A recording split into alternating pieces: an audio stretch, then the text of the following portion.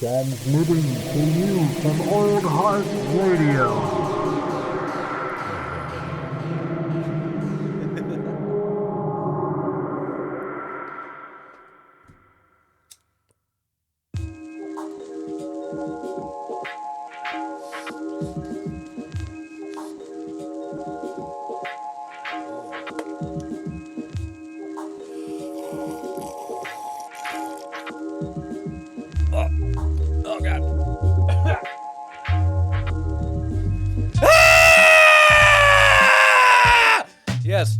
It is another episode of Coffee and Contemplation, because there's a large, loud clipping noise at the beginning of it. Sometimes I can't tell what I like more, talking into a microphone or screaming into a microphone. Either way, I'm your host, Old Heart, a.k.a. Jared, a.k.a. Dr. Don't Give a Fuck. You can call me by whatever you want, because really, your opinions of me do not matter. Welcome, you filthy hot dogs, to another wildly adventurous episode of whatever comes out of my mouth, aka Coffee and Contemplation. Just before we get into it, I'm just going to throw this out there. Go on Instagram, follow us at Old Heart Radio, follow the YouTube, or subscribe to the YouTube, Old Heart Radio, and you can follow us on Twitter at Old Heart in Space. It's out there if you want.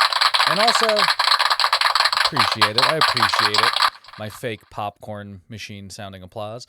But also, I've been posting 2 weeks into it now.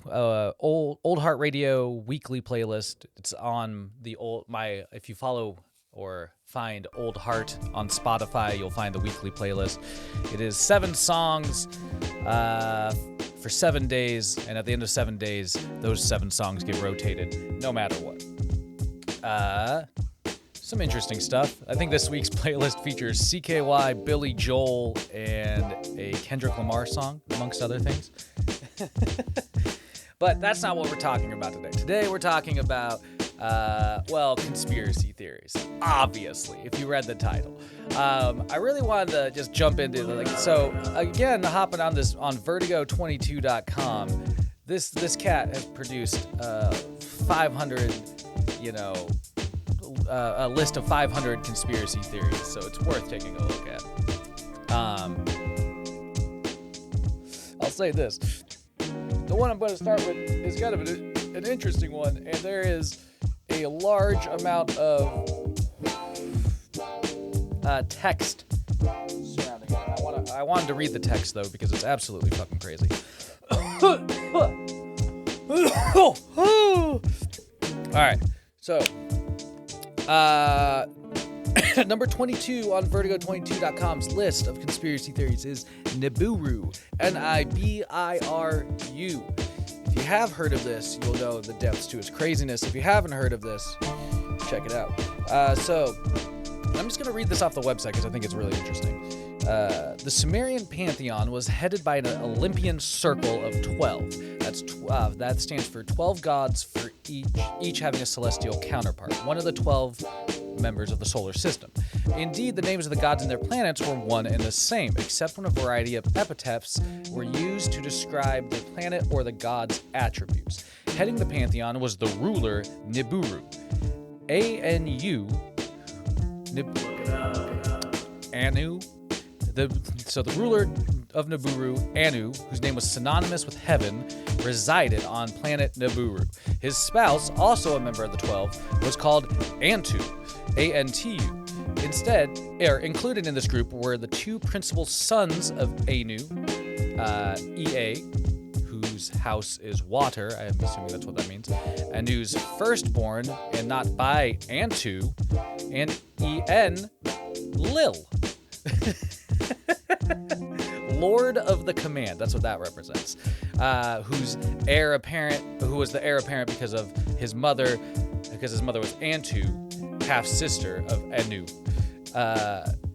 Anyway, Ea was also called in the Sumerian text Enki, Lord, which represents for Lord Earth, for he had led the first mission of the Anunnaki from Nibiru to Earth and established on Earth their first colonies in the Eden, aka home of the righteous ones, the biblical Eden.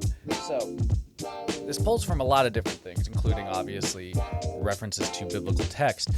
Anyway, further down, his mission was to obtain... So Ea, a.k.a. Whose House is Water, which is also a dope name. Just, Whose House is Water? What's cracking today?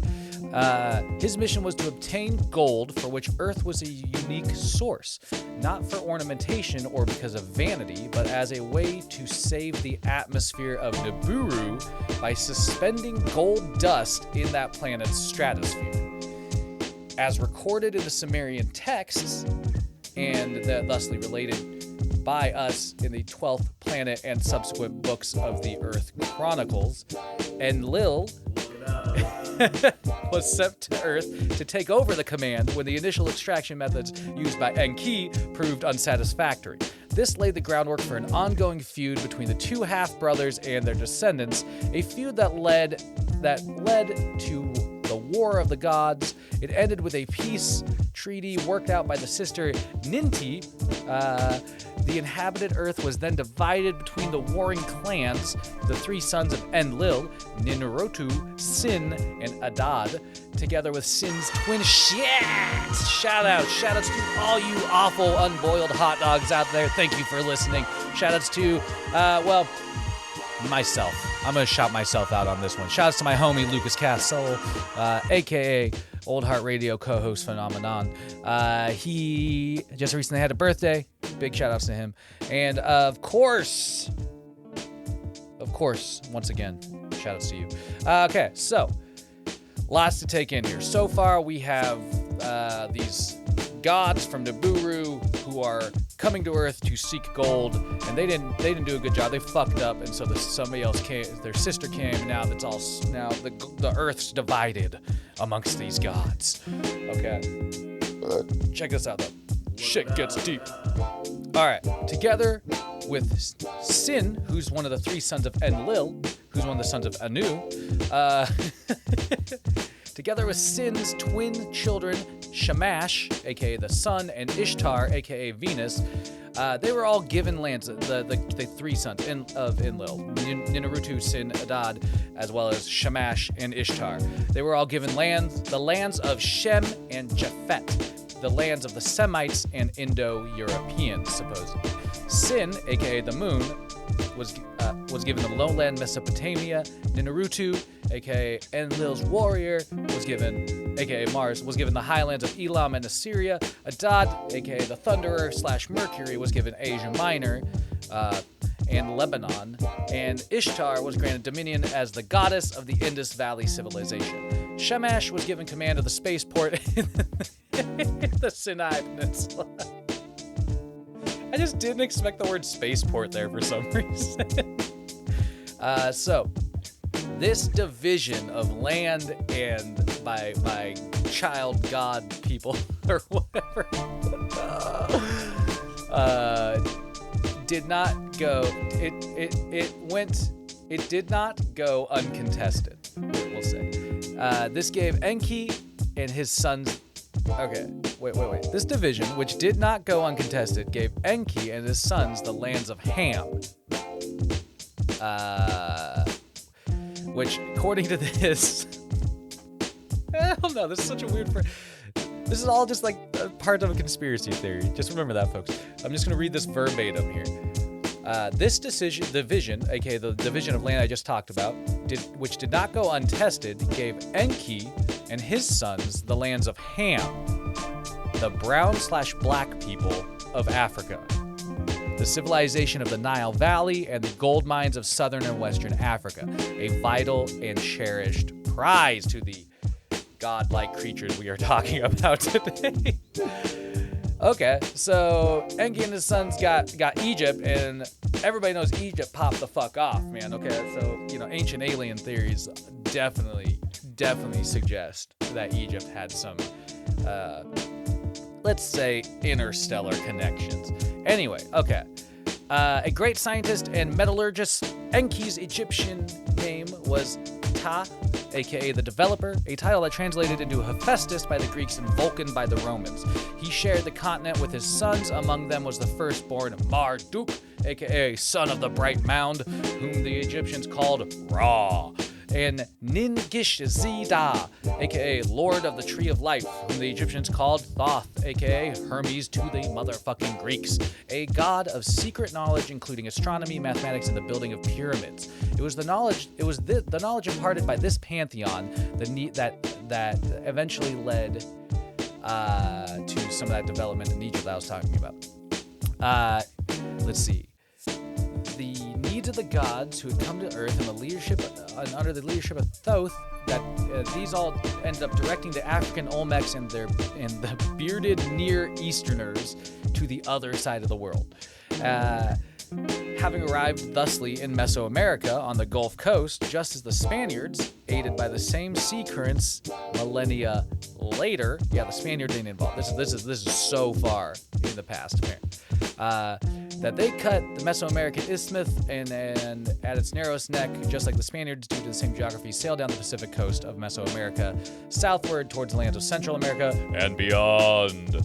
So, the thing is, what you have to remember is apparently, that was just like legitimately that was just a big word vomit of what people who believe in the whole Nibiru theory believe, and that's some deep history god shit. Okay, but apparently you have to remember this. This is the word that this conspiracy takes that kind of funny turn. The legendary planet that was said to kill us, aka Nibiru, was said to have killed us on December 21st, 2012. That was the date that everything was going to go down. Nibiru has had more arrival dates than the Duke Nukem Forever game, apparently, according to Vertigo22.com. I guess that was some humor injected in there. This planet is said to be either the size of our moon or the size of Earth. Nibiru has an extremely odd orbit that brings it through our solar system and then out of it. It's said that the next time it arrives, it'll either pass between us and the moon or outright strike Earth down and kill us all. Should it be the former, it'd likely cause catastrophic damage to the planet and not kill all of us, but just almost all of us. Although NASA has repeatedly said that the planet cannot exist due to our understanding of physics, aka science, many still think Nibiru is real and that it's only a matter of time before it returns. Which seriously though, like if you just Google Nibiru and you're in for or not even Google, YouTube Nibiru and you're in for a world of bullshit. And that's a deep dive into a weird conspiracy. Good Lord, we made it through that mouthful of things that I barely understood. Shoutouts to Anu for starting it all. And shoutouts to you, hot dogs, for fucking listening, as always. Go out there, use your brains for good, because every day is a great day to ripen up your coconut. Never forget that. Also, keep your stick on the ice.